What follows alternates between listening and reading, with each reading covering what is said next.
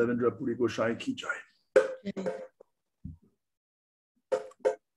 Ye anilo premadana karuna prachu. Ye anilo premadana karuna prachu. No Prabhu kotangela taku.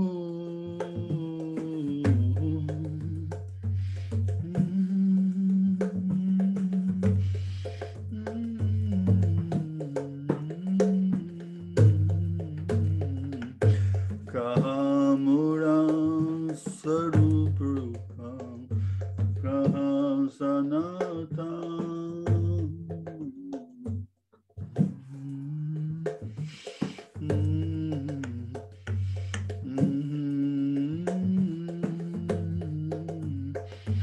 Kahadasa Raghunata Patita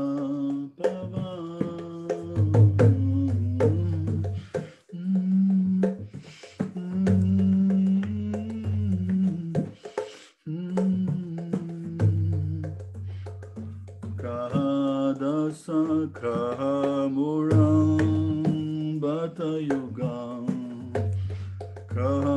Kavira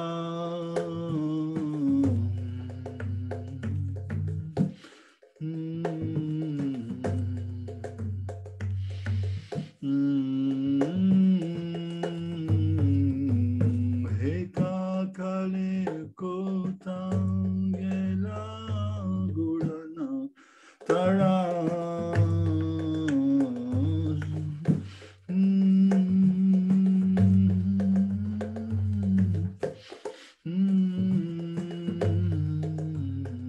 Pasane Kutivo Madham Hanale Pashivo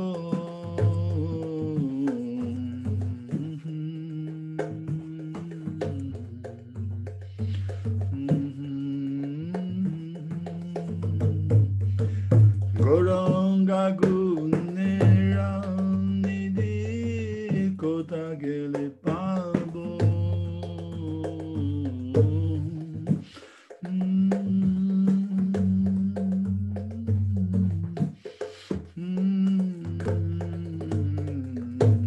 Sabam Sangira Sange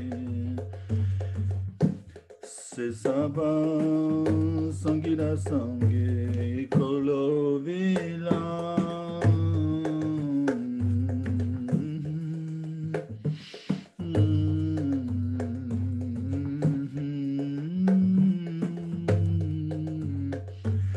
Sangana Paya Kande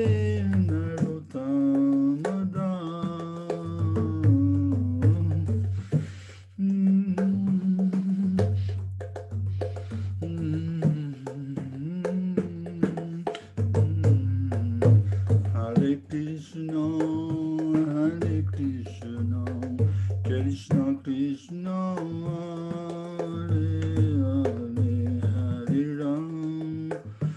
Hare Rama, Rama Rama, Hare Hare, Hare Krishna, Krishna Krishna, Hare Hare, Hare Rama, Rama Rama, Hare Hare, Krishna, Hare Krishna, Krishna Krishna, Hare Hare, Hare Rama, Hare Rama, Rama Hare Hare, Hare Krishna, Hare Krishna, Krishna Krishna, Hare Hare, Rama Hare Rama, Rama Rama, Hare Hare, Vaishnava Thakur, Jai Vaishnava Thakur, Vaishnava Thakur, Jai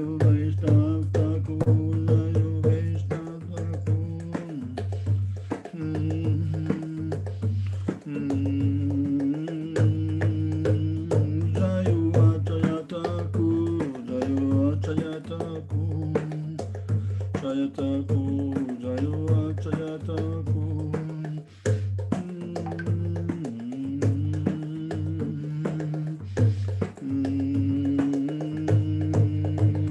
Jaya Radha Govinda Madha Radha Govinda Madha Shri Radhe. Jaya Radha Govinda Madha Radha Govinda Madha Shri Radhe.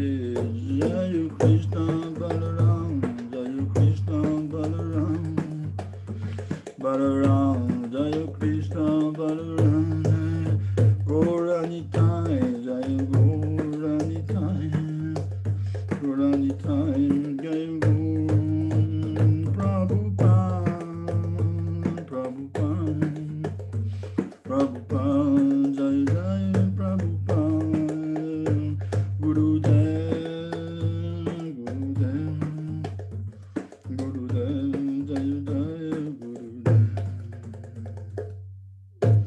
Jai Shri Radha Govinda Madhav Ki Jai, Shri Krishna Balaram Ki Jai, Shri Gaur Nitai Ki Jai, Shri Ram Madhavendra Puri Gosai Ki Jai, Shri Gurudev Ki Jai, Gopamanande,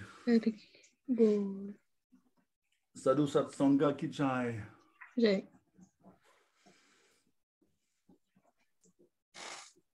Sadhu Satsanga Ki Jai, Shri Swagatam Suswagatam. Bienvenue. Merci d'avoir organisé cette kata. Donc, ce chant qui est donc un chant Narottam d'Ashtakur. Viraha veut dire séparation. Donc, c'est un chant de séparation. Aujourd'hui, c'est la disparition de Madhavendra Puri Gosai. Et donc, ça exprime les sentiments que les dévots ressentent envers les dévots qui sont partis déjà. Donc, celui qui a apporté le trésor de l'amour divin et qui était rempli de compassion et de miséricorde, où est-elle partie, cette personnalité telle que Srinivasacharya? Donc là, on est un petit peu après, bien sûr. On est à l'époque de Narottam Das Thakur, Srinivasacharya, Somananda Pandit. C'est bien après, puisque c'est carrément après Mahaprabhu, alors que Madhavendra Puri Gosai, c'est bien avant Mahaprabhu. Donc là, on est au moins 2 siècles après. Enfin, les sentiments, le système, comment dirais-je, les sentiments de séparation sont éternels. Où sont mon Swarup Damodar, mon Rup Goswami, où est Sanatan, où est Raghunath Das, le sauveur des déchus? Où est mon Raghunath Bhatta, Gopal Bhatta? Où est Krishnadas Kaviraj? Où est le Seigneur Gauranga, le grand danseur? Où est-il soudainement parti? Je fracasserai ma tête contre le rocher, rentrerai dans le feu. Où trouverai-je le Seigneur Gauranga, le réservoir de toute qualité merveilleuse? Étant incapable d'obtenir la compagnie du Seigneur Gauranga, accompagné par tous ses dévots, dans laquelle compagnie il accomplissait ses divertissements, Narottam Das ne fait que pleurer. Allez, Krishna. Très bien, on va réciter quelques prières, peut-être. C'est toujours mieux.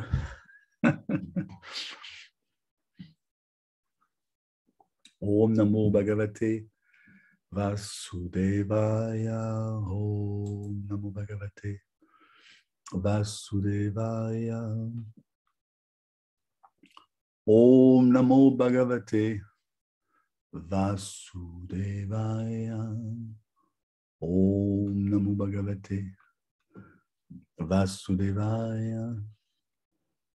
Om Agyantimirandasya Yananjala Shalakaya Shakshu Militam Yena Tashmai Shri Gurave Namaha Shri Chaitanya Manobhishtam Stapitam Yena Bhutale Swayam Rupam Kadamayam Dadati Svapadantikam Vandeham Shri Guru Shri Yutapada Kamalam Shri Gurun Vaishnavam Shah Shri Rupa Sagrajatam Sahagana Sahagana Sahagana Raghunathan Vidham Tamsam Jivam Sadvetam Savadutam Parijana Sahitam Krishna Chaitanya Devam Shri Radha Krishna Padam Sahagana Lalita Shri Vishakam Vitam Shah He Krishna Karuna Sindhu Dinabandhu Jagatpate Gopesh Gopika Kanta Radha Kanta Namostute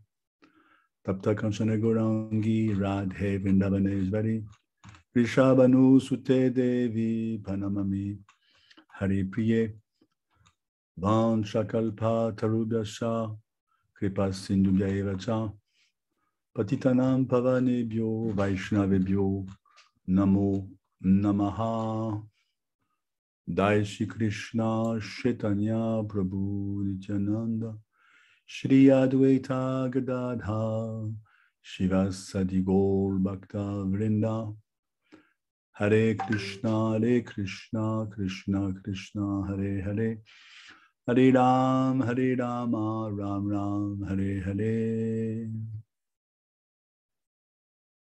Très bien, donc aujourd'hui effectivement c'est la disparition de Madhavendra Puri Goswami. Donc c'est tout à fait d'à propos puisque on est à quelques jours de l'apparition de Chaitanya Mahaprabhu. Et donc les Parshad, les Vishnu Parika, les compagnons éternels du Seigneur apparaissent toujours avant, pendant ou après même la venue de Krishna ou de ses émanations. Donc là, bien sûr, c'est avant. Et il est apparu, si vous voulez, dans le sillage d'Advaita Chandra, d'Advaitacharya, qui fait partie du Panchatattva. Et lui-même, Advaitacharya n'est pas un Jiv, c'est carrément Vishnu, Vishnu Tattva. Il est à la fois Mahavishnu et Sadashiv, confondus. Et donc, est apparu également à cette époque-là, avant bien sûr pratiquement, ou pendant en tout cas, Madhavendra Puri Goswami, Ishvara Puri et d'autres. Ils sont là, si je peux dire, pour préparer le terrain, comme on dit, pour la venue de Chaitanya Mahaprabhu. Donc, il est clair et net que d'entrée de jeu, il faut tout de suite comprendre que ce sont des compagnons éternels de Krishna qui descendent sur terre. Madhavendra Puri Goswami est carrément le Param Guru de Mahaprabhu. Et donc, on l'appelait aussi Shrimadhav Puri, des fois Madhavendra Puri ou Madhav Puri. Il est en fait, au niveau ontologique, sa swarup, il est le Kalpataru originel au monde spirituel. Donc, c'est le Kalpataru, c'est un arbre à souhait personnifié, Madhavendra Puri Goswami. C'est le fameux arbre sous lequel s'assoit Radha et Krishna à Golok. Il y en a plusieurs, bien sûr, mais celui-là est l'arbre, le Kalpataru originel. Il est également, on va dire, responsable, ici-bas, sur cette planète, bien qu'il soit initié dans la lignée de Madhva, Madhvacharya qui est apparu bien avant, au 12e. Néanmoins, il a pris sannyas dans cette lignée, et son gourou s'appelait Lakshmipati d'ailleurs. On peut voir dans la Gita, vous regarderez la parampara, vous verrez que Madhavendra Puri Goswami apparaît, initié par Lakshmipati, et on va voir qu'il va initier d'illustres personnages. Nityananda Prabhu va être initié par lui, Advaitacharya, Ishvara Puri, et d'autres. Également Keshav Bharati. Keshav Bharati a donné sannyas à Mahaprabhu. Et certains disent même que Keshav Bharati a pris sannyas lui-même de Madhavendra Puri Goswami. Donc il est responsable d'introduire la graine de l'amour conjugal envers Radha et Krishna sur la planète Terre. Hein. Jusqu'alors, les spiritualistes, notamment les Vaishnavas, avaient... Bien sûr, on est avant Mahaprabhu, donc il n'est pas question de Gaudiya Vaishnava, ça n'existe même pas, puisque ce terme a été issu depuis Mahaprabhu et pas avant. Donc, avant Mahaprabhu, les Vaishnavas avaient une conception Vaikunt. Hein. Donc, au mieux, on pouvait, à travers le développement de la pure dévotion, n'est-ce pas, on pouvait retourner à Vaikuntha. Mais lui, bien sûr, bien qu'il soit issu d'une lignée qui ne parle pas de pur amour conjugal envers avec Krishna, puisque la lignée de Madhva, c'est plutôt le Varnashram, leur Ishtadev, vous le savez, c'est Gopal. Hein, Madhvacharya lui-même a trouvé une forme de Gopal lorsqu'il était sur Terre, au 12e à peu près. Donc, en aucune façon, c'est le Siddhant, hein, le Siddhant de la lignée de Madhva, on appelle ça les Tadvavadi. Ce n'est pas du tout l'amour conjugal. Néanmoins, Madhavendra Puri Goswami est responsable d'avoir introduit ce concept, hein, et cette réalité ultime que la finalité d'un Vaishnava, surtout d'un Gaudiya, n'est-ce pas, c'est le développement du Madhurya Bhav, Madhurya Prem. Donc c'est lui qui va introduire ceci, ça va être développé par Ishvara Puri, et puis bien sûr, le jardinier suprême, hein, vous le savez, c'est Chaitanya Mahaprabhu. Donc c'est pour ça que, encore une fois, ces êtres sont venus pour préparer le terrain. Donc déjà, avant de rentrer dans le CC, le Chaitanya Charitamrita, où effectivement il y a tout un chapitre qui est dédié à Madhavendra Puri, Goswami, Madhya Lila, 4e chapitre. Hein. Avant de rentrer là, précédemment, on va voir lors des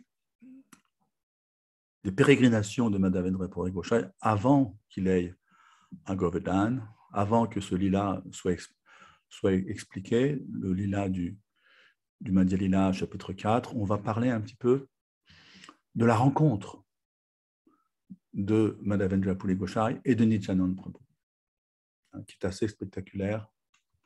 Vous allez voir, c'est tiré du Chaitanya Bhagavad, Chaitanya Charitamrita. Donc, bien sûr, Nityananda Prabhu, vous connaissez, c'est ni plus ni moins le Seigneur Balaram, qui était plus âgé, bien sûr, que Mahaprabhu. Ils avaient 12 ans d'écart. Et vous le savez peut-être, hein, vous connaissez peut-être l'enfance de Nityananda Prabhu. Ça vous dit quelque chose un petit peu l'enfance de Nityananda Prabhu? Oui, moi j'avais sur Ekol Bhakti, Jiva Dasi, il avait fait une vidéo dessus. Super. Sur Nityananda et puis. Voilà, donc il est né, si vous voulez, à Ekat Chakra. Hein, donc c'est dans le Bengale du Nord. On appelle cet endroit Radhadesh. Hein, d'ailleurs, Radhadesh, il y a un temple en Belgique. Mais Radhadesh, ça veut dire quoi en fait? Radhadesh. Hein, Radhadesh. Ça fait référence au Bengale du Nord. Ça veut dire là où le Gange ne coule pas. Au Bengale, il y a le Gange. Vous avez vu, le Bengale, c'est une province qui est tout en hauteur, comme ça. C'est vertical comme province. Donc, il y a une partie au nord, notamment, où le Gange ne coule pas. On appelle cette partie Radhadesh. Donc, là-bas, Ekat Chakra, c'est un lieu extrêmement sacré. J'ai pu y aller peut-être il y a 20 ans. Et là, il est né, cet enfant divin, hein, c'est Balaram en personne. Donc, on ne va pas, bien sûr, faire une classe sur Nityananda Prabhu, mais ces divertissements d'enfants sont spectaculaires. Il connaît bien sûr tous les Krishna Lila par cœur, donc il va jouer avec ses amis, qui sont des gopes, bien sûr. Il va rejouer les divertissements qu'il a eus avec Krishna 50 siècles auparavant. Et là, donc, bien sûr, il est il est la mascotte, on dit ça en français, la mascotte du village. C'est un enfant extrêmement beau. Bon, on va donc rapidement brosser son enfance. Très rapidement, je vous passe les détails. Vers l'âge de 12-13 ans, il y a un sannyas qui vient chez ses parents. Comment s'appellent les parents de Nityananda Prabhu? Vous vous souvenez? Adai Pandit et Alai puis Pandit, super. Et sa mère s'appelle Padmavati.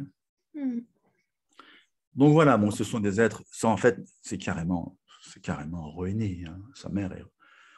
Le Seigneur suprême ne peut pas avoir différentes mères. C'est toujours la même mère qui prend différentes formes.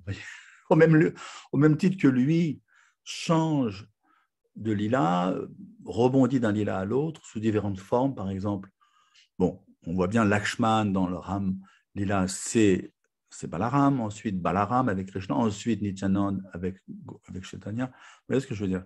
C'est toujours la même personne qui change du lila, et de même, les parents restent les mêmes. Ils peuvent avoir des noms différents. Et là, bien sûr, c'est ni plus ni moins que Rohini, qui est la mère de Balaram, qui est là, sous la forme de Padmavati, et bien sûr, son père est un être aussi du monde spirituel. Et là, qu'est-ce qui va se passer? C'est une histoire dramatique, quelque part. Ce sannyas vient, et donc, bon, bien sûr, il est reçu. Imaginez, on est carrément, certainement, au XVe siècle. Donc, imaginez le Vaishnavachar de l'époque, l'étiquette des Vaishnavas, c'est extrêmement pointu. On reçoit un sannyas comme Dieu sur terre, pratiquement.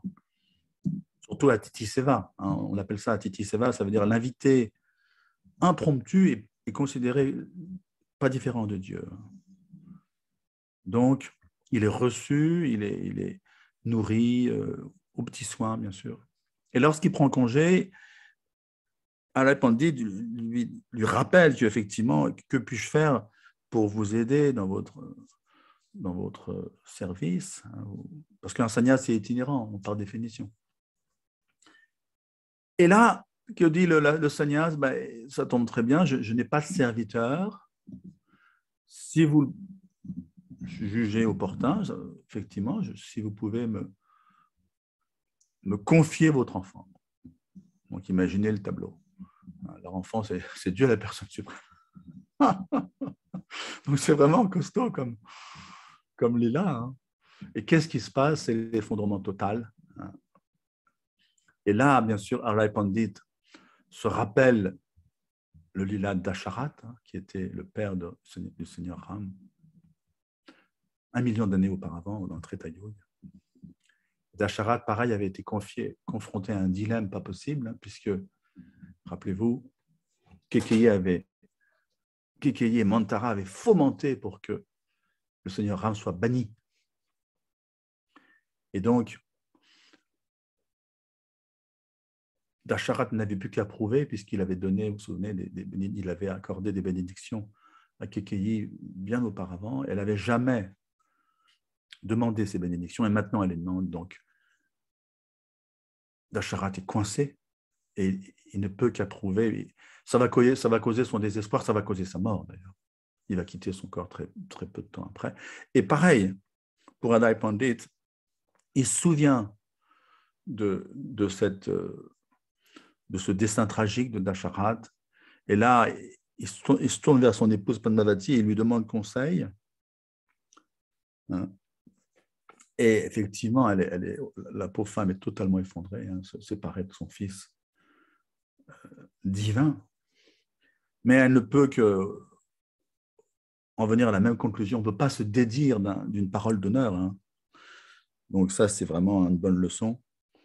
Et là, qu'est-ce qui se passe? Ils doivent laisser partir le petit. Il est tout petit, il a 12 ans, 13 ans. Et il part avec ce sannyas. Et bien donc, ils ne vont jamais le revoir. Jamais. Et c'est clair et net que il le regarde partir jusqu'à l'horizon avec ce sannyas. Et quelques jours après, Alai Pandit quitte son corps et retourne au monde spirituel. C'est l'effondrement total du village. Le village devient un village fantôme. C'est pas compliqué. Plus tard, bien plus tard, une des épouses de Nityananda Prabhu, Janavama, va visiter ce village Et elle va rencontrer un vieux brahman qui est tout vieux, qui est un des rescapés, on va dire, et qui va raconter ce Lila Janavama. Bon, toujours est-il que cet enfant, Nityananda Prabhu, va donc voyager avec ce sannyas, et après, il va voyager pratiquement une vingtaine d'années. Hein.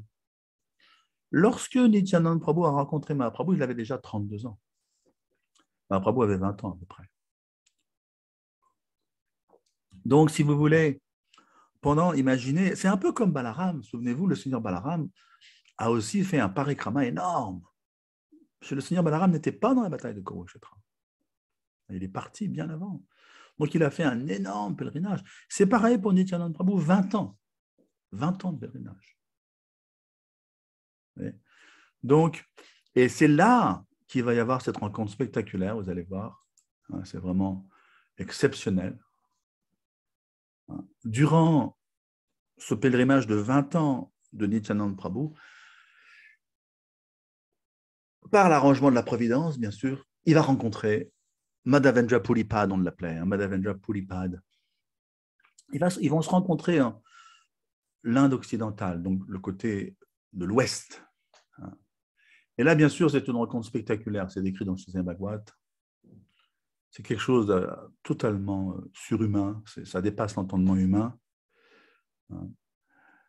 Lorsque Nityananda Prabhu, qui est plus jeune, bien sûr, plus jeune, il rencontre Madhavendra Puri Goswami, il s'évanouit. Il s'évanouit de Krishna Prem, de pur amour extatique. Et son corps devient transcendantal, totalement immobile, fixe.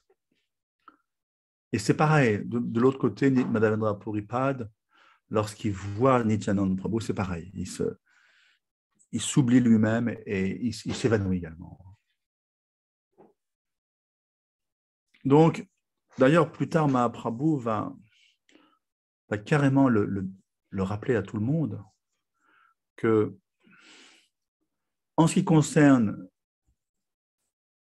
savourer les races, les bhakti races de l'amour divin, de Prem Bhakti, personne n'égale Madhavendra Puri Goswami. C'est le plus grand. Donc, qu'est-ce qui se passe? On revient à la scène, ils se sont rencontrés, Nityananda Prabhu et Madhavendra Puri Goswami. Et là, il a déjà des disciples, il est beaucoup plus âgé. Je vous l'ai dit, il est carrément 2 générations avant Mahaprabhu. Donc, on est, si vous voulez, Mahaprabhu est apparu en quelle année? Vous vous souvenez? 1436. Ah non. Il est apparu en 1486, Mahaprabhu. Ah. Donc là, si vous voulez, on est bien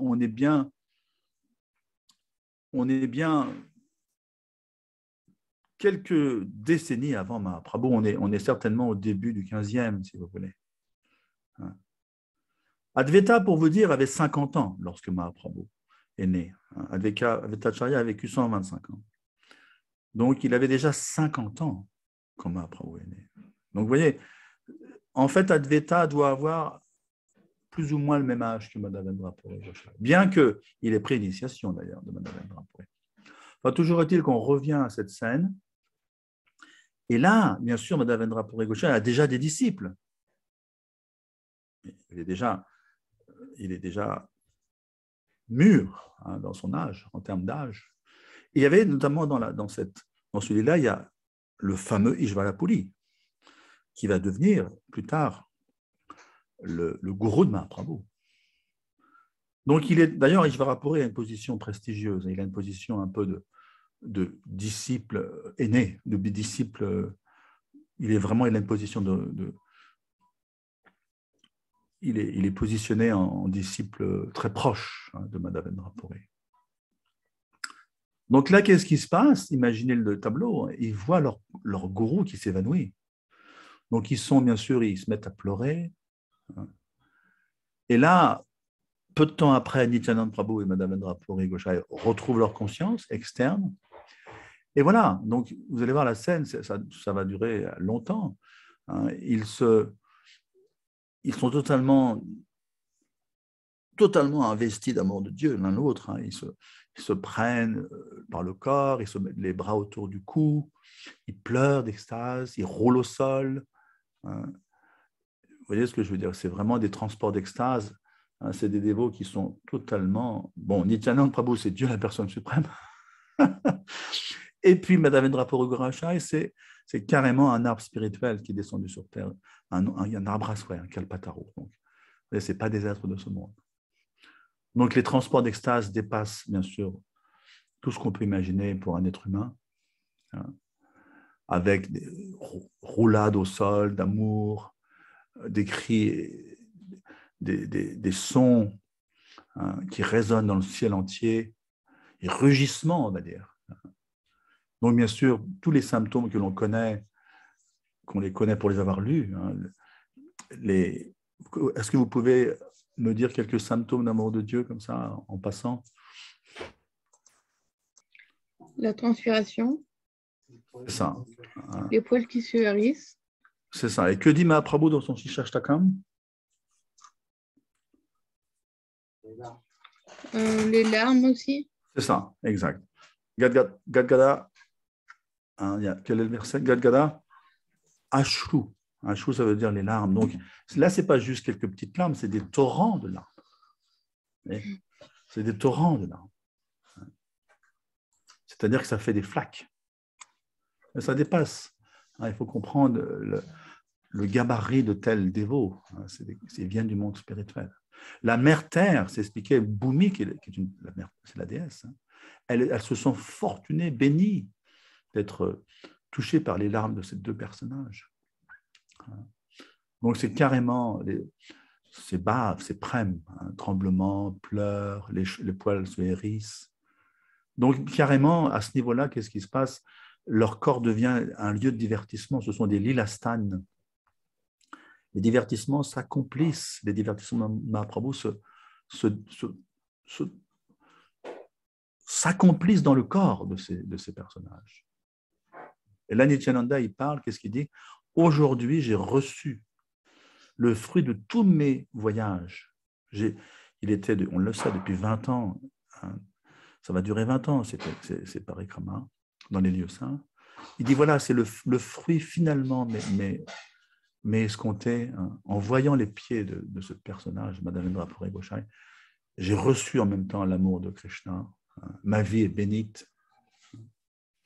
Et donc, voilà, c'est vraiment, ils ne sont pas de ce monde. Hein, Madhavendra Puri Goswami, de son côté, étreint Nityananda Prabhu, Veli, très, très, très, comment dirais-je, très serré sur son cœur. Hein. La voix s'étrangle, émotion intense. Tous les autres disciples de Madhavendra Puri Goswami, Ishvala Puri, Bhamanand Puri aussi, hein, sont totalement, ils fondent par ce personnage qu'ils ne connaissent pas, notamment Nityananda Prabhu. Et puis il s'avère qu'il y avait aussi d'autres pèlerins qui étaient là, mais pas du tout des dévots par contre, qui voient aussi la scène. Mais comme ils ne sont pas du tout dévots, ils ne comprennent rien. Donc ils continuent à discuter entre eux, et puis bon, qu'est-ce qui se passe? Les disciples de Madhavendra Puri, ils voient bien que c'est rasa basse. Donc ils emmènent, si vous voulez, ils emmènent Nityananda Prabhu et Madhavendra Puri Goswami plus loin. Ils vont donc un peu s'isoler dans une forêt, hein, pour rester seuls. Hein. C'est évident que les gens du commun ne peuvent pas appréhender, ne peuvent pas du tout savourer. Il y a un verset qui dit ça. Même le plus intelligent ne peut pas comprendre les actes d'un pur dévot. Ça dépasse l'entendement totalement. Donc là, ils vont s'isoler dans une forêt. Et là, qu'est-ce qui se passe? Ça continue. Donc, c'est que des transports d'extase, d'amour de Dieu, un Krishna Prem. Ils vont passer comme ça de nombreux jours ensemble. Ils sont parler de Krishna, Krishna Katha. Donc là, le Chaitanya Bhagavat parle un petit peu du niveau de conscience spirituelle de Madhavendra Puri Goswami, hein, qui est très, très unique. Il y a très peu de personnages qui sont à ce niveau-là. D'ailleurs, on verra à la fin de sa vie qu'il récitait un verset et Ce verset, il n'y a que 3 personnes qui le comprennent. Ce n'est pas compliqué. C'est un verset extrêmement fameux. Qui comprend ce verset? Radha, Krishna et Madhavendra Puri. Donc, voilà, c'est vraiment un personnage qui sort du lot. Pour vous donner un petit peu son niveau de conscience, juste en voyant, on dit dans la Brahma Samhita, Asitam Bouddha. Asitam Bouddha, ça veut dire un nuage chargé de pluie, un nuage de mousson chargé de pluie, prêt à éclater, hein, il va y avoir l'orage. Juste en voyant un nuage similaire, il s'évanouit. Donc, ça lui rappelle Krishna, on appelle ça comment dirais-je, un udipan. Un udipan en sanskrit, ça veut dire quelque chose qui vous rappelle l'objet d'amour. Je ne sais pas, vous voyez les chaussures de votre fils, hop, ça vous rappelle votre fils. Donc c'est pareil. Vous voyez un nuage, à ce niveau-là, il voit un nuage foncer dans le ciel, hop, il pense à Krishna et s'évanouit. Donc, jour et nuit, il n'est plus question, il fait jour, il fait nuit, tout ça, ça n'existe plus à ce niveau-là. C'est des dévots, ils ne savent même pas s'il fait jour ou il fait nuit, ils ne savent même pas s'ils sont dans un endroit pur ou impur. Ouais. Il n'y a même plus de distinction. C'est expliqué dans le Chaitanya Bhagavad. Donc, en fait, ils boivent. C'est expliqué, le Krishna Prem est comparé à une liqueur. Donc, ils sont intoxiqués quelque part. Et donc, c'est que des transports d'extase constants, pleurer, rire, parfois des rugissements. Donc, ils sont fous. Hein. On appelle ça Premanmada en sanskrit. Premanmada, ça veut dire fou. C'est pour ça qu'il faut, les disciples ont bien fait, ils les ont isolés du reste du monde, hein, parce que personne ne peut comprendre, ça dépasse. Écroulade, ils sont écroulés au sol, ils roulent par terre, ce sont des êtres fous d'amour de Dieu. C'est comparé à des, dans le Chaitanya Bhagavad, à des laves, comment dirais-je, des coulées de lave. Vous avez vu un volcan, il y a des coulées de lave. Donc, c'est comparé au transport d'extase d'un pur dévot qui est au niveau, non seulement Prem, mais dans Prem, il y a encore 12 niveaux. Dans Prem, dans Krishna Prem, il y a encore 12 niveaux. Donc, imaginez, on ne peut pas imaginer le niveau de conscience spirituelle de ces gens-là. Donc, des rires tonitruants, des rugissements en riant, vous voyez. Lorsqu'ils s'écroulent au sol, ça fait trembler la terre. Mais ça dépasse, ce n'est pas des êtres de ce monde. Donc, bien sûr, les disciples de Nityananda, de Madhavendra Puri Goswami, sont eux-mêmes, alors que même sont des êtres extrêmement avancés, hein, ils sont subjugués, ils n'ont jamais vu ça de leur vie. Ils n'ont jamais vu un tel transport, un tel étalement de transport d'extase, de symptômes d'amour de Dieu, y compris chez Nityananda Prabhu. Donc, ils continuent, hein. Ils alimentent, si vous voulez, c'est ça le rôle d'un disciple, ils alimentent à travers le kirtan, Hari Kirtan, ils alimentent ce mood, on appelle ça ce mellow en anglais, hein, ce bave. Donc, voilà, ça va durer longtemps. Pour vous donner un petit peu des anecdotes, hein, ils se déplacent en même temps. Ils ne vont pas rester dans cette forêt continuellement, ils avancent, et des fois, ils ratent la route en question, ils n'arrivent même plus à suivre le chemin qu'il faut pour aller à leur destination. Donc, par exemple, pour vous donner des anecdotes, ils vont à tel endroit et on leur dit, ils vont s'enquérir comme ça auprès d'un pèlerin sur la route. Bon, ben voilà, allez par là. Et puis, ils sont tellement transportés ailleurs dans leur amour de Dieu que lorsqu'ils redemandent la route, on va leur dire, mais écoutez, vous êtes décalé de 60 km. Ils ont dépassé l'endroit où il fallait bifurquer de 60 km. Ils reviennent en arrière et c'est pareil. L'endroit où il faut tourner, ils oublient. Donc, ils vont dans le sens inverse. Ils se retrouvent 60-80 km après l'endroit où ils auraient dû tourner. Ils ne sont pas de ce monde. Hein, c'est des êtres qui ne sont pas, ils ne peuvent pas fonctionner. C'est des gens qui ne peuvent pas fonctionner dans ce monde. En fait, c'est expliqué que heureusement qu'ils sont dans l'énergie interne, parce que c'est ça, hein, Matmanas tumam partam devim prakati mashitaha, c'est ce que dit Krishna, hein, qu'ils sont totalement dans l'énergie interne. Et c'est expliqué par Vrindavan Das Thakur, hein, qui a écrit Chaitanya Bhagavad. C'est expliqué que s'ils avaient été dans l'énergie externe, ils auraient quitté leur corps. Parce que l'énergie externe ne peut pas supporter de telles exhibitions d'amour. Heureusement qu'ils ont un corps spirituel, sinon un être humain ordinaire aurait quitté son corps. Un être humain ordinaire ne peut pas supporter de tels transports d'extase. Ce n'est pas possible. Donc voilà. Donc des jours et des jours, ce genre d'activités vont durer des jours et des jours. Il n'y a plus de question de nuit, de jour. Et là, c'est expliqué que lorsqu'ils parlent, personne ne comprend ce qui se passe. Leurs sujets sont tellement intimes, tellement élevés, que personne, même les disciples, ne comprennent rien. Seulement, Madhavendra Puri est carrément un arbre à souhait, Nityananda Prabhu, c'est Balaram en personne. Voilà, c'est carrément sur un autre niveau. Ils n'arrivent plus à se quitter l'un l'autre. Alors qu'ils ont des destinations différentes. Vous allez voir qu'ils ne se rendent pas au même endroit. Et là, Madhavendra Puri Goswami va le dire à ses disciples, il va dire « Jamais j'ai rencontré quelqu'un comme ça dans tous mes déplacements. Je n'ai jamais vu un tel amour de Dieu chez quelqu'un. » Donc, je peux réaliser que Krishna m'est très miséricordieux. Il m'a donné ce compagnon, Nityananda Prabhu. Et voilà. Donc, c'est des glorifications de l'un vers l'autre.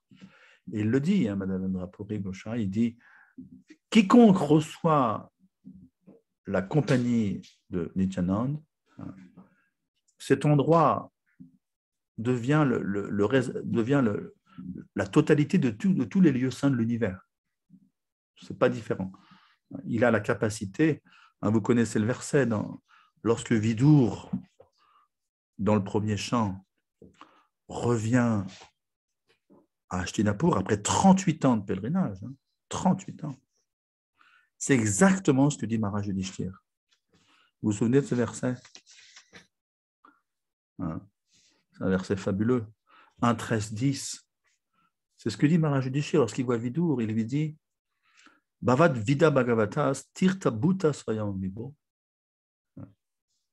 Stirtir Kuvanti Tirtani Svantas Tenagadabita. Ça veut dire, hein, il dit à Vidour qui revient au palais, 38 ans de déplacement. Il lui dit des dévots de ton niveau sont des lieux saints personnifiés. Ce sont des tirthas ambulants, si vous voulez. Du fait que tu transportes Gadabrit. Gadabrit, c'est un nom de Krishna, c'est lui qui transporte la Gada. Gada, ça veut dire. Hein, tu transformes tous les lieux où tu te déplaces comme des lieux de pèlerinage. Donc voilà, c'est exactement la même chose. C'est comme ça que glorifie, si vous voulez, Madhavendra Puri Goswami. C'est comme ça qu'il glorifie Nityananda Prabhu. C'est un lieu saint personnifié. Quiconque entend parler de Nityananda Prabhu va obtenir la compagnie de Krishna, ça c'est clair. Quiconque nourrit ne serait-ce que la moindre animosité envers Nityananda Prabhu est maudit. C'est fini. Même si c'est un adorateur de Mahaprabhu.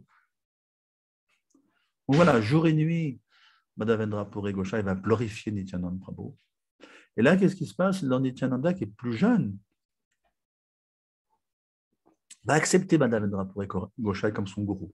Et il va donc le considérer comme son gourou. Et là, finalement, quelques jours encore plus tard, ils vont se séparer.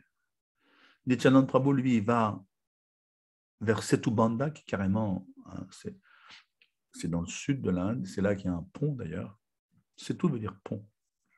Vous savez, c'est la région Rameshwaram où il y a un pont dans le temps, il y avait un pont entre l'Inde et Sri Lanka au Treta Yuga, durant les Ramlila. Alors que Madhavendra Puri, lui, se déplace vers la Sarayu. La Sarayu, c'est carrément au nord de l'Inde, c'est une rivière sacrée, c'est la rivière qui a vers Ayodhya, si vous voulez. Ayodhya, c'est carrément UP, hein, c'est Uttar Pradesh. Bon, voilà, ils sont bien sûr, on l'a dit, pas du tout conscients du monde terrestre. Hein. Que dire de leur corps? Ils sont, comment dirais-je, ils sont totalement dans l'énergie interne, dans des transports d'extase, inconnus. Et c'est ce que dit Vrindavan Das Thakur, je me répète, s'ils avaient été au niveau externe, ils auraient quitté leur corps. Voilà. Donc, c'est pour vous donner un petit peu le personnage de Madhavendra Puri Goswami. Aujourd'hui, c'est sa disparition. Donc, il est, si vous voulez, c'est clair et net qu'il est carrément l'essence du Vipralamba Seva, Virahabhava. Et c'est lui, si vous voulez, il est la graine de ça. Mahaprabhu le disait, hein, le but ultime chez les Gaudias, c'est Vipralamba Seva, Virahabhava, servir en séparation, aimer en séparation. Donc lui, il est la graine de ça. C'est lui qui a lancé cette graine, qui a semé cette graine dans l'univers matériel. Donc, quelques-uns de ses disciples, je vous l'ai dit, c'est carrément des personnages fabuleux, ces disciples. Advaitacharya, qui est carrément Vishnu. Pundarik Vijayanidhi. C'est qui Pundarik Vijayanidhi? Ça vous dit quelque chose, Pundarik Vijayanidhi? C'est le père de Radharani dans les Krishna Lila. C'est ça, c'est carrément Brishavanu, imaginez. C'est le père de Srimati Radharani, qui est descendu sur terre. Hein. Et donc, c'était un de ses disciples, Sri Nityananda Prabhu, carrément, Ishvara Puri, Paramanand Puri, Ranga Puri, Ramachandra Puri, qui était bien sûr, c'est expliqué dans le CC, par contre, Jatila est là qui a fait d'énormes boulettes. Hein, Madhavendra Puri Goswami a dû s'en séparer à la fin, tellement qu'il était odieux. Nishingatirtha, Raghupati Upadhyaya, qui était un disciple qui habitait Mathura, Mahaprabhu va manger chez lui bien plus tard. Sukhanand Puri, voilà, donc vous voyez ce que je veux dire, c'est vraiment, il a initié des gens extrêmement fabuleux aussi. Donc le Chaitanya Bhagavat explique que c'est un être, son corps est totalement investi d'amour de Krishna Prem, ainsi que ses disciples d'ailleurs. Et sa nourriture, c'est ça. Vous allez voir que dans sa vie de mendiant, il ne mendie jamais. Enfin, quand je dis mendiant, ce n'est pas le bon terme. Il ne mendie jamais. Il y a des mendiants qui mendient, par définition, un mendiant mendie. Lui, jamais. Jamais vous ne le verrez demander la nourriture. C'est comme le python. Ça arrive, tant mieux. Ça n'arrive pas, tant pis. De quoi il se nourrit? Il se nourrit de Krishna Prem. Donc, vous voyez, son corps est carrément un divertissement constant des divertissements de Krishna. C'est un lieu de divertissement, son corps. C'est un tirtapal. Vous voyez, ça vous donne son niveau. Et bien sûr, vous connaissez sa Murti. Là, on va rentrer dans le 4e chapitre du Madhya Lila, CC. Quel est le nom de sa Murti, qui est une Murti fabuleuse, qui existe encore? Comment elle s'appelle, sa Murti? C'est celui qui a volé le pot de Riolet sucré. Oui, alors là, ça c'est un divertissement, on va y venir. Ça c'est Gopinath, c'est pas vraiment sa Murti. Bon, tu me diras, il n'y a pas de différence dans les Murtis puisque Krishna est un, on est d'accord. Oui. Donc c'est clair et net. Là, on a un nouvel Mayapur, Shishirada Govind Madhav. C'est pareil que Krishna, Shema Sundar, Radha Shema Sundar, Vrindavan, on est d'accord. Oui. Mais il n'empêche que sa Murti, pour être précis, c'est Gopal. C'est lui qui va, on va le voir dans le 4e chapitre, Madhya Lila, c'est lui qui va, alors qu'elle était cachée, bon, cette Murti est imaginée, elle vient d'où cette Murti? Elle a été bâtie par Vrajanath. C'est qui Vrajanath? Vrajanath, c'est carrément l'arrière-petit-fils de Krishna. Souvenez-vous, donc là, on remonte 52 siècles en arrière. Rajanath était l'arrière-petit-fils de Krishna. C'est lui, ce personnage extrêmement important, c'est lui qui va faire bâtir des murtis, puisqu'il a connu, il a vu son arrière-grand-père, Krishna. Il va faire bâtir des murtis partout sur Terre, enfin, notamment en Inde à l'époque, pour justement, c'est lui qui a instauré, si vous voulez, le système d'Archana. Bon, le système d'Archana existait bien avant, mais par rapport à Krishna, c'est lui qui va lancer cette adoration de la murti de Krishna, si vous voulez, c'est l'arrière-petit-fils, il fait partie de la famille, si je peux dire. Donc il connaît Krishna, il sait à quoi ressemble Krishna, il l'a vu. Donc il va installer à son époque toutes ces murtis de Krishna. Voyez. Et cette murti de Madhavendra Puri Gopal, c'est carrément une murti qui remonte de cette époque-là, Rajanath. Et cette murti, on peut la voir encore, j'ai eu la chance de la voir. Maintenant, bien sûr, elle a bougé, elle est à Natadwar, au Rajasthan, si vous allez. Srinathji, on l'appelle, c'est Natadwar la ville, et elle s'appelle Srinathji. C'est la murti là. Après, comment dirais-je, la première murti la plus opulente de l'Inde, c'est à Tirupati, chez Ballabhacharya, Ballabha, chez Ballabha. C'est comment on appelle cette murti, Venkateshwar. C'est la murti la plus opulente sur Terre. Elle est plus opulente encore que le Vatican. Au niveau, vous savez les donations à Venkateshwar par jour? Est-ce que vous avez une idée des donations qu'ils reçoivent à Venkateshwar? C'est carrément, il faut aller à Tirupati, Tirumala. 4 millions de dollars par jour. Donc, vous voyez, ah oui, les gens comprennent que cette murti est Krishna. Donc, ils viennent du monde entier. Tout est en or massif. Et la deuxième murti la plus opulente sur Terre, c'est celle-ci, celle qui était l'Ishtadev de Madhavendra Puri Goswami, qui est aujourd'hui à Natadwar, au Rajasthan, un Srinathji. Quand j'y étais, les gens, il y a carrément un robinet. C'est pas un robinet d'eau, c'est un robinet de ghee. Donc, en Inde, il y a des gens extrêmement riches. Les gens les plus riches sur Terre ne sont pas aux États-Unis, ils sont en Inde. Et ils donnent des trains de ghee. Un train de ghee. Donc, imaginez, c'est des milliers de tonnes de ghee. Quand j'étais là-bas, les Poujaris me racontaient ça. Donc, voilà, c'est extrêmement opulent. Donc, on va rentrer dans ce lit-là, qui est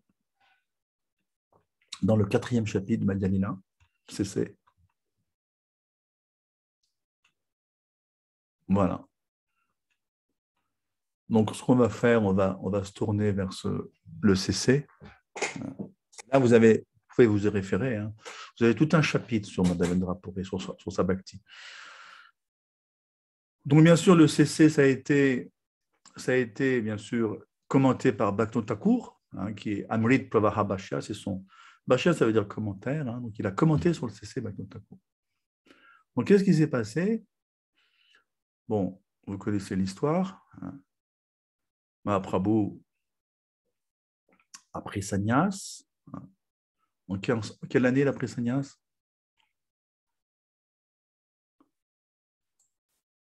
Il faut remplacer vos leçons d'histoire française, 1515, Marignan, on a appris tout ça à l'école, par l'histoire Gaudiya. Faut tout ce qu'on a appris à l'école, Napoléon, machin, Austerlitz, Waterloo, on s'en fout. Ce qu'on veut, nous, c'est retenir les dates reliées à Mahaprabhu et ses compagnons. Donc, 1510, il a pris sannyas, Mahaprabhu, à Gaya. Non, pardon, pas à Gaya, à Katwa. Bon, qu'est-ce qui va se passer? Vous connaissez l'histoire. Mahaprabhu veut se rendre à Vrindavan, bien sûr. Chemin faisant, il rencontre Nityananda Prabhu qui va le ruser, si je peux dire, et qui va lui dire, bah oui, tiens, ça tombe bien, moi aussi j'y vais. Et en fait, il va l'emmener, non pas au bord de la Yamuna, qui passe à Vrindavan, il va l'emmener au bord du Gange et il va lui faire croire que, bah oui, c'est la Yamuna, en fait, on est arrivé. Alors, ce n'est pas faux, puisque, vous le savez très bien, dans le Gange, il y a un rivage qui représente la Yamuna, et puis l'autre côté, c'est le Gange. Donc, ils sont côte à côte. La rivière Gange, en fait, c'est deux rivières qui se sont mélangées à notamment où, notamment où, qui se sont mélangées à, comment dirais-je, Prayag. C'est là qu'il y a la fusion, y compris même de la Sarasvati. Mais la Sarasvati n'existe plus sur Terre maintenant, à part un petit peu à Mayapur. Donc, toujours est-il que Mahaprabhu prend sannyas, il se fait ruser par Nityananda Prabhu, qui va en fait lui faire croire qu'il est arrivé, mais c'est faux, et il va l'emmener subrepticement dans le bateau. Nityananda Prabhu avait dit à Advaita, tu prépares une barque, et là, avec des vêtements secs, parce que Mahaprabhu, bien sûr, il arrive au bord du Gange, il pense que c'est la Yamuna, il plonge dedans, il est transporté d'extase, bien sûr. Et puis là, il voit Advaita, il dit, tiens, qu'est-ce que tu fais là? Ah oui, moi aussi, je visite Vrindavan. Et en fait, qu'est-ce qui se passe? Ils ont rusé Mahaprabhu et ils n'ont pas été bien loin, ils ont été juste à Shantipur. Shantipur, vous pouvez y aller, c'est à 30 km peut-être de Mayapur, c'est au Bengale. C'était la maison de Advaitacharya. Et là, ils vont avoir un repas, un festin gigantesque. On dit, tiens, notre Prabhu va manger 80 kilos de riz, d'ailleurs. Donc voilà, ce sont des Vishnupadma, ce ne sont pas des djinns. Et là, qu'est-ce qui va se passer? Il va être décidé que plutôt que Mahaprabhu s'établisse à Vrindavan comme il voulait, sa mère aussi va lui dire, par l'entremise de Evo, elle va faire parvenir le message à son fils, je préférais que tu t'installes ailleurs, Vrindavan, c'est trop loin. C'est vrai que c'est loin, Vrindavan du Bengale, c'est très loin. Donc elle va lui dire, ça serait mieux Puri. Puri, il y a une nuit de train entre Mayapur et Puri. Moi, je prenais souvent le train de Navadviva Puri, ça prend une nuit. Donc, voilà. Donc, il est décidé que Mahaprabhu s'installera à Puri. Il va bien sûr à pied, il part, le voilà parti, les sannyas, tout frais, tout nouveau sannyas. Et là, il va donc descendre, Chatrabourg, il va arriver à Vrindavan-Treshvar. Tout ça, c'est des villes, on est en Orissa. Entre la province à côté du Bengale, c'est l'Orissa. On les appelle Utkal Bhakta. C'est vraiment il y a beaucoup de dévots de Krishna là-bas aussi. Donc, c'est là qu'il y a aussi Jagannath Puri. Donc, Jagannath. Et là, Mahaprabhu va descendre, il va traverser la frontière en Orissa. Et là, bien sûr, toujours pareil, Mahaprabhu, c'est pareil que Madhavendra Puri Goswami, Nityananda, toujours transporté d'extase. Il mendie, bien sûr, mais les gens, à cette époque-là, sont très pieux. Ils donnent facilement. Que dire donner à Mahaprabhu, c'est l'être suprême. Donc, les gens sont totalement heureux de donner. Et il va arriver à ce village sacré, j'y étais il y a au moins 25 ans, facile, qui s'appelle Remuna. Et là, il y a une Murti qui s'appelle Gopinath. Et là, qu'est-ce qui va se passer? Mahaprabhu est extrêmement heureux. Il n'a pas un gros entourage. Là. Il y a 4 personnes qui sont avec lui, 4 dévots. Et là, il attend expressément, parce que ce kir, le kir, ça veut dire, le kir, vous savez ce que c'est le sweet rice. On appelle payesh en bengali. Et il attend, parce que ce kir est très spécial. C'est le meilleur kir en Inde. C'est vraiment, depuis la nuit des temps, ce lieu, les pujaris produisent un kir très, très spécial. Donc, Mahaprabhu attend aussi. Et pendant qu'il attend, il est vraiment très, très secoué par cet endroit, spirituellement. Et là, il va donc narrer l'histoire de Madhavendra Puri Goswami qu'il avait entendue de son gourou, Ijvalapuli. Bon, qu'est-ce qui s'est passé? On revient 2 générations en arrière, Madhavendra Puri Goswami. Et donc, qu'est-ce qui va se passer? Il va venir dans ses pérégrinations, c'est un sannyas, donc par définition itinérant, hein, et il va arriver une nuit à Govardhan, la fameuse colline que Krishna avait levée 50 siècles auparavant. Vous pouvez encore la voir, cette colline, hein, ce n'est pas un problème. Et là, qu'est-ce qui va se passer? Hein? Donc, je vais essayer d'être un peu plus détaillé parce que là, je disais un résumé, mais c'est mieux que, comment dirais-je, qu'on lise dans le détail parce que c'est merveilleux comme histoire. C'est décrit, en fait, si vous voulez, dans le CC et puis également dans le Chaitanya Bhagavad.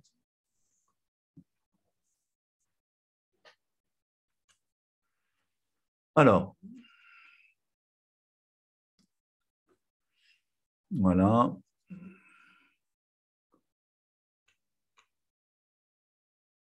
Voilà, Remuna. Donc, Murti très attirante. Hein, je vous l'ai dit, Mahaprabhu, vraiment, c'est vraiment un lieu où il va avoir des sentiments très profonds pour Krishna. Et là, il va se passer une anecdote assez intéressante. La Gopinath, la Murti Gopinath a une couronne de fleurs sur sa tête. Ça va tomber, alors que Mahaprabhu rend ses hommages dans le temple, ça va tomber sur la tête de Mahaprabhu. Donc, bien sûr, c'est un signe, hein, puisque de toute façon, Mahaprabhu n'est pas différent de Krishna. Donc, voilà, il se retrouve, et là, bien sûr, des chants, des danses avec ses dévots. Donc, bien sûr, c'est clair et net que les pujaris locaux sont totalement frappés d'étonnement en voyant ce personnage, Chaitanya Mahaprabhu, qui est extrêmement beau. Hein, c'est expliqué que l'arme ultime, il a plein d'armes, Mahaprabhu, mais son arme ultime, c'est sa beauté. Les gens s'évanouissaient. Ajanu lambito bijo kanakava dato sokirtana kapitalo kamalaya taksho vishvambara vijabaro yugadharma palo vande jagat priyakaro karuna vataro. C'est un verset du Chaitanya Bhagavad qui explique que ces deux personnages, Gaunitai, sont totalement uniques. Ils ont les yeux qui vont carrément jusqu'aux oreilles. Les yeux de Mahaprabhu, c'est filets jusqu'aux oreilles. Donc, ces bras, ça, on appelle ça les symptômes d'un Mahapurush, ces bras touchent ses genoux. Donc, ils sont carrément les pères du Sankirtan, du mouvement de Sankirtan. Ils sont la religion personnifiée. Ils représentent ces deux Gaunitai, la religion ambulante, c'est-à-dire qu'ils sont la personnification de la religion. Donc imaginez le tableau. Partout où ils vont, les gens roulent au sol, les gens s'évanouissent. C'est ça Mahaprabhu, il faut comprendre. Hein. Lorsque Mahaprabhu se déplaçait, vous remarquerez qu'il y a des trous dans le sol. Pourquoi? Parce que les gens sont tellement en extase qu'ils creusent le sol pour prendre la poussière de ses pieds au fur et à mesure qu'il avance. C'est écrit dans le Chaitanya Bhagavad que lorsque Mahaprabhu se déplace, notamment certaines fois, il y a tellement de gens qui le suivent qu'il n'y a plus de forêt, il n'y a plus de champs, il y a tellement de foule qui le suit. On ne peut pas imaginer ce que ça peut être. Mahaprabhu, voilà, c'est Dieu la personne suprême qui descend sur terre. En Inde, il y a 5 siècles, ce n'est pas Dieu. Donc, imaginez le tableau, les pujaris de l'époque qui ont vu la scène. Donc là, ils comprennent, c'est pas possible d'être qui est cette personne. Et donc, ils se mettent à le servir, bien sûr. Et là, Mahaprabhu va passer la nuit. Et effectivement, je vous l'ai dit, il veut recevoir ce sweet rice, ce kheer, qui est extrêmement connu, même encore aujourd'hui, qui vient de cette Murti Gopinath. Et là, il va raconter l'histoire pendant qu'il attend, si vous voulez. On appelle Kshir-Cho Gopinath. C'est ça le lila. Kshir-Cho. Cho, ça veut dire voleur. D'ailleurs, c'est marrant parce que, vous savez, en France, il y a le Kora. Kora, ça veut dire voleur en sanskrit, en bengali. Cho. Cho, ça veut dire voleur. Donc, les gens de Kora sont au moins francs. Ils sont des voleurs. un chola. Chola, ça veut dire voleur. Cheer, ben, cheer, c'est le kir, c'est le sweet rice. Donc, Gopinath, qui était voleur, qui a volé du sweet rice pour son pur dévot, Madhavendra Puri Goswami. Donc, qu'est-ce qui s'est passé? Voilà ce qui s'est passé. Eh bien, bon, alors bien sûr, l'histoire est à double tranchant, enfin, à double, comment dirais-je, à double volet, si vous voulez. Avant d'en arriver là, on revient à la case départ. Madhavendra Puri Goswami arrive à Govardhan. Donc là, on n'est pas à Remuna. Avant qu'il arrive à Remuna, vous allez voir qu'il y a toute une histoire. Et la voici. Donc, il arrive à Govardhan. Et là, qu'est-ce qui se passe? Bon, c'est pareil. Hein. On a vu l'état de conscience de Madhavendra Puri Goswami. Donc, le fait d'arriver à Govardhan, en soi, c'est déjà, ça le transporte dans des sentiments d'amour encore plus forts.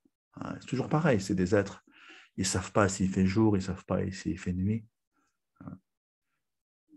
Bon, il est toujours, je vous l'ai dit, hein, il est toujours au niveau Krishna Prem pur. Donc, il fait bien sûr parikrama de la colline, vous pouvez le faire, hein, c'est possible, hein, 22 km ça prend. Et là, il va s'installer à Govindakund.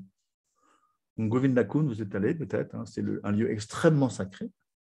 C'est là que des millénaires auparavant,